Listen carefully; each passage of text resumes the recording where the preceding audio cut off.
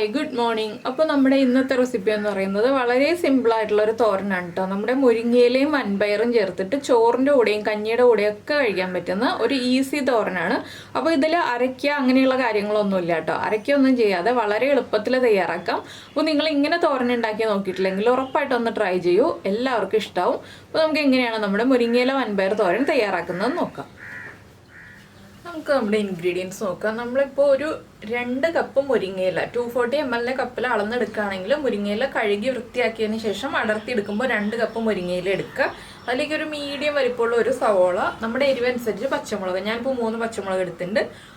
1/2 cup വൻപയർ overnight soak ചെയ്തതാണ്. 1/2 cup മതി കേട്ടോ, 1/2 കപ്പ് തന്നെ ധാരാളമാണ്. പിന്നെ ഒരു 1/2 കപ്പ് തേങ്ങ ചിരവിയത്. ഇതിലേക്ക് നമ്മൾ ജീരകം ചേർക്കണമെങ്കിൽ ചേർക്കാം, ജീരകം ചേർത്ത് അരച്ചെടുത്തിട്ട് വേണമെങ്കിൽ ജീരകം ചേർത്ത് അരച്ചെടുത്തിട്ട് തോരനുണ്ടാക്കാം. ഞാനിപ്പോൾ ജീരകം ചേർക്കാതെ എല്ലാവർക്കും എളുപ്പത്തിൽ ചെയ്യാൻ പറ്റുന്ന രീതിയിൽ ജീരകപ്പൊടിയാണ് ചേർക്കുന്നത്.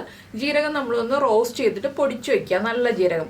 അങ്ങനെയാണെങ്കിൽ നമുക്ക് തോരനൊക്കെ ഉണ്ടാക്കാൻ എളുപ്പമായിരിക്കും. പിന്നെ നിങ്ങൾക്ക് ഈ ഒരു സവോളയ്ക്ക് പകരമായിട്ട് ഉള്ളി ചേർക്കാം, അതൊക്കെ നമ്മുടെ ചോയ്സാണ്. അപ്പോൾ ആദ്യം നമുക്ക് ഈ വൻപയർ ഒന്ന് കുക്ക് ചെയ്യാൻ വയ്ക്കാം. വൻപയർ ഓവർനൈറ്റ് സോക്ക് ചെയ്തിട്ടില്ല എന്നുണ്ടെങ്കിൽ കുക്കറിൽ കുക്ക് ചെയ്തെടുക്കാം. ഞാനിപ്പോൾ വൻപയർ ചട്ടിയിലാണ് വേവിച്ചെടുക്കുന്നത്. ആദ്യം ഉപ്പ് ചേർക്കാതെ വേവിച്ചെടുക്കാൻ പോവാണ്. ഒന്ന് കുക്കായി കഴിഞ്ഞിട്ടാണ് നമ്മൾ ഉപ്പ് ചേർക്കുന്നുള്ളൂ.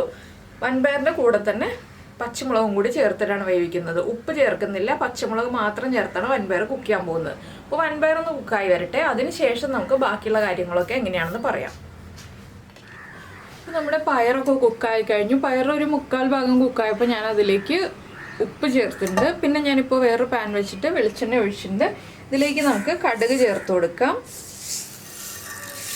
ഒരു 1/2 ടീസ്പൂൺ കടുക് ഒന്ന് പൊട്ടി തുടങ്ങട്ടെ.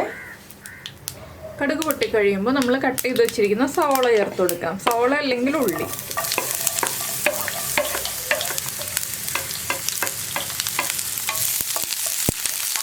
ഇനി സവോള ഒന്ന് സോഫ്റ്റായി വരുന്നത് വരെ നന്നായിട്ട് വഴറ്റിയെടുക്കുക. ഒരുപാട് സമയം വഴറ്റില്ല കേട്ടോ, സവോള ഒന്ന് സോഫ്റ്റായി വന്നാൽ മതി. ബാക്കിയുള്ളതൊക്കെ നമുക്ക് മുരിങ്ങയിലയുടെയും പയറിൻ്റെയും ഒക്കെ കൂടെ ചേർത്ത് വഴറ്റിയെടുക്കാം. പയർ വെള്ളം വറ്റിച്ചെടുക്കുക. നമ്മൾ കുക്കറിലാണ് വേവിക്കുന്നതെങ്കിലും വെള്ളം വറ്റിച്ചെടുക്കുക. ഇനിയിപ്പോൾ സവോളയ്ക്കും മുരിങ്ങയിലേക്കും ആവശ്യമായിട്ടുള്ള ഉപ്പ് നമ്മൾ ഇപ്പോൾ ചേർത്ത് കൊടുക്കണം. ഉപ്പ് ചേർത്ത് സവോള ഒന്ന് വഴറ്റി കഴിയുമ്പോൾ നമുക്ക് ബാക്കിയുള്ള കാര്യങ്ങൾ ആഡ് ചെയ്യാം.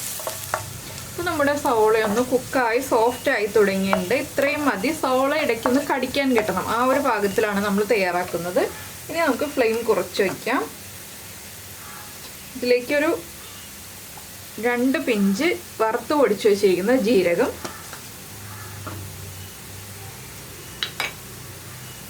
കാൽ ടീസ്പൂൺ മഞ്ഞൾപ്പൊടി,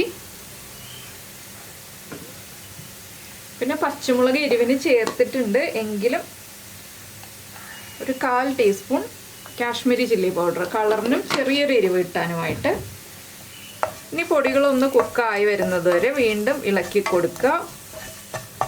പൊടികളൊക്കെ കുക്കായി വരുന്നത് വരെ 1 മിനിറ്റ് ഒന്ന് ലോ ഫ്ലെയിമിൽ വെച്ച് ഇളക്കി കൊടുത്തിട്ട് നമ്മൾ എടുത്തു വെച്ചിരിക്കുന്ന മുരിങ്ങയില ചേർത്ത് കൊടുക്കുക.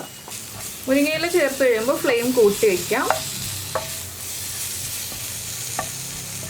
അപ്പോൾ പയറിൻ്റെ ഉപ്പും കൂടി ചെക്ക് ചെയ്തിട്ട് വേണം നമ്മൾ സവോളയിലേക്ക് ഉപ്പ് ചേർക്കാൻ. പയറിന് ഉപ്പ് കൂടുതലായിട്ടാണ് ചേർത്തിരിക്കുന്നതെങ്കിൽ സവോളയിലേക്ക് ഉപ്പ് ചേർക്കണം എന്നില്ല കേട്ടോ. അപ്പോൾ പയറിന് ഒരുപാട് ഉപ്പ് ചേർക്കരുത്, ചെറിയൊരളവിൽ മാത്രം ഉപ്പ് ചേർത്ത് കൊടുക്കുക. ഇനി മുരിങ്ങയിലയും ഒന്ന് കുക്കായി തുടങ്ങി എല്ലാം ഒന്ന് സോഫ്റ്റായി വരുമ്പോൾ നമുക്കിതിലേക്ക് തേങ്ങ ചിരവിയത് ചേർത്ത് കൊടുക്കാം. തേങ്ങയും കൂടി ചേർത്ത് നന്നായിട്ട് ഇളക്കി മിക്സ് ചെയ്യാം. ഇത് ചെറിയ ഫ്ലെയിമിൽ വെച്ച് തന്നെ കുക്ക് ചെയ്യാം കേട്ടോ, ഹൈ ഫ്ലെയിമിൽ വെച്ച് കുക്ക് ചെയ്യരുത്. ഒന്ന് 2 മിനിറ്റ് ഒന്ന് ഇളക്കി കൊടുത്ത് കുക്ക് ചെയ്തെടുക്കുക.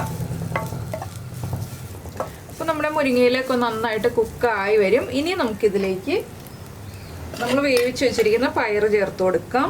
പയർ ഉടഞ്ഞു പോവാത്ത രീതിയിൽ വേവിച്ചെടുക്കുക.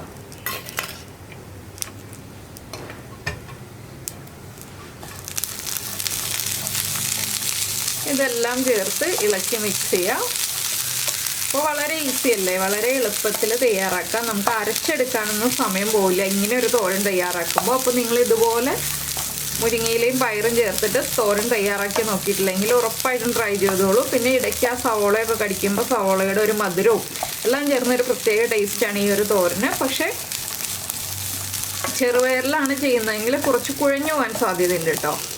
ചെറുപയറിൽ ചെയ്യുന്നതിനേക്കാൾ കൂടുതൽ നമ്മൾ ഈ ഒരു രീതിയിൽ ചെയ്യുമ്പോൾ വൻപയറിൽ ചെയ്യുകയാണ് നല്ലത്. അപ്പോൾ നിങ്ങൾ എന്തായാലും ഈ രീതിയിൽ തോരൻ ഉണ്ടാക്കി നോക്കിയിട്ടില്ലെങ്കിൽ ഉറപ്പായിട്ടും ട്രൈ ചെയ്തോളൂ. ചോറിൻ്റെ കൂടെയും കഞ്ഞിയുടെ കൂടെയൊക്കെ വളരെ നല്ല കോമ്പിനേഷനാണ്. അപ്പോൾ എല്ലാവരും ട്രൈ ചെയ്ത് നോക്കിയിട്ട് നിങ്ങളുടെ അഭിപ്രായങ്ങളൊക്കെ നമ്മുടെ വീഡിയോയുടെ താഴെ ഒന്ന് കമൻറ്റ് ചെയ്യുക. അതുപോലെ തന്നെ മുരിങ്ങയില കൂടുതലായിട്ട് ചേർക്കണം എന്നുണ്ടെങ്കിൽ കൂടുതലായിട്ട് ചേർക്കാം കേട്ടോ. ഇപ്പോൾ 2 കപ്പെന്ന് ഞാൻ അളവ് പറഞ്ഞതിനേക്കാൾ കൂടുതലായിട്ട് ചേർക്കണം എന്നുണ്ടെങ്കിൽ കൂടുതലായിട്ട് ചേർക്കാം. അപ്പോൾ തേങ്ങ ഒരുപാട് ചേർക്കണ്ട, തേങ്ങ ഈ ഒരളവിൽ തന്നെ ചേർത്ത് കൊടുക്കുക. ഇതൊന്ന് ഡ്രൈ ആക്കി എടുക്കുക.